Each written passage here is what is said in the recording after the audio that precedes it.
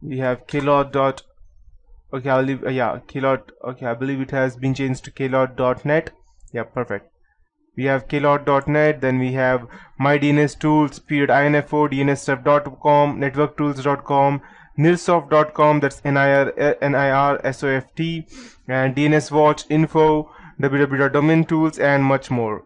So the next step after retrieving the DNS information is to gather network related information. So we will discuss network footprinting in this tutorial, that is a method to gather network related information, and I will also go ahead and describe how to locate the network range, determine the IP operating system, trace route, and using the trace route tools. So in order to locate the network range to perform network footprinting, you need to gather the basic and the important information about the target organization, such as what the organization does, who they work for, and what type of work they perform. The answer to this question give you an idea about the internal structure of the target. After gathering the aforementioned information, an attacker can proceed to find the network range of a target system. He or she can get much more detailed information from the appropriate regional registry database regarding IP allocation and nature of allocation. Two popular trace route tools are NeoTrace and Visual Trace. So I'll just go down. We have over here NeoTrace, and the other one would be Visual Route. Sorry. So we have these two awesome trace route tools, and obtaining, I don't have these tools installed as of now, but if you're having Kali Linux, then you don't need to worry about that again. So that is the best part of Kali Linux, that you have everything under one place and you don't need to buy anything or install anything differently, and you have everything inside just one operating system. And obtaining private IP addresses can be useful for the attacker, and the Internet Assigned Numbers Authority, that's IANA, they have reserved the following 3 blocks of IP address space for private internet. That's 10.0. I'll just go ahead and write that down. I'll just open my notepad. Okay, so I'll just go ahead and 10.0.0.0 to 10.20.255.255.255. So they have already assigned, you can say, as these 3 blocks of IP addresses for private internets. This is the first one, the second one, and this is the 10 by 8 prefix, which is actually used. And then we have 172.16.0.0 to 172.31.5.255, and over here we have the 172.16 by 12 prefix. And the last one that we have is normally we know that because we all have our computers assigned to that IP address, so 192.168.0.0, starting from that to 192.168.255, and these have 192.168 by 16 prefix.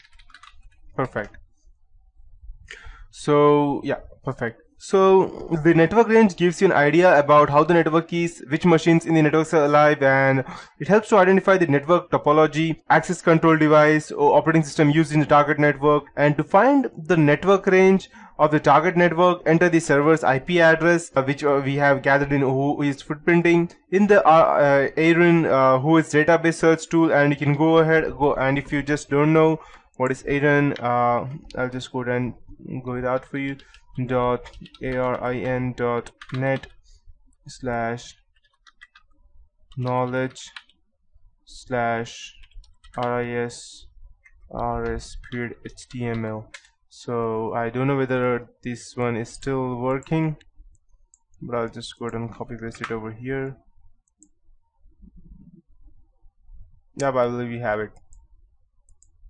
Okay, so and once you have this, you can go ahead and check it over here and enter the server's IP address in the search who is text box over here, and anything over here, this search who is text box, and you will get the network range of the target network. If the DNS servers are not set up correctly, the attacker has a good chance of obtaining a list of internal machines on server And also sometimes if an attacker traces a route to a machine, he or she can easily get the internal IP address of the gateway, which might be useful.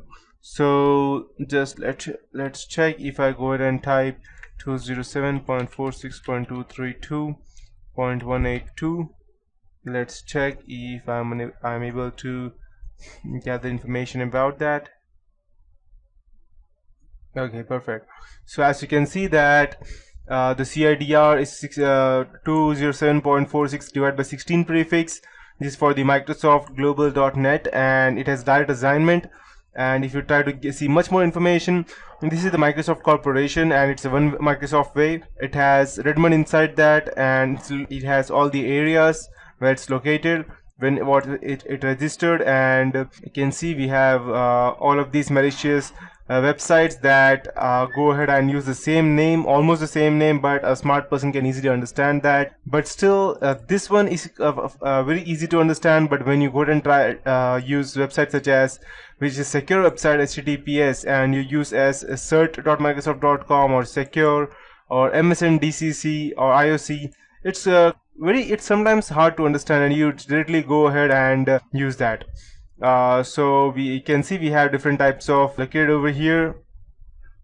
So you need to use more than one tool to obtain the network information, as sometimes a single tool is not capable of delivering the information that you want. So that is it for this tutorial. In the next tutorial, I'll be teaching you as to determining the operating system and how we can go ahead and use that in gathering our range of IP address. And finally, by the end of the day, I'll be teaching you how which tools are available in Kali Linux, and I'll show you some practical live examples as to how we can go ahead and gather information only via Kali Linux and not using any of these tools which are outside of Kali Linux.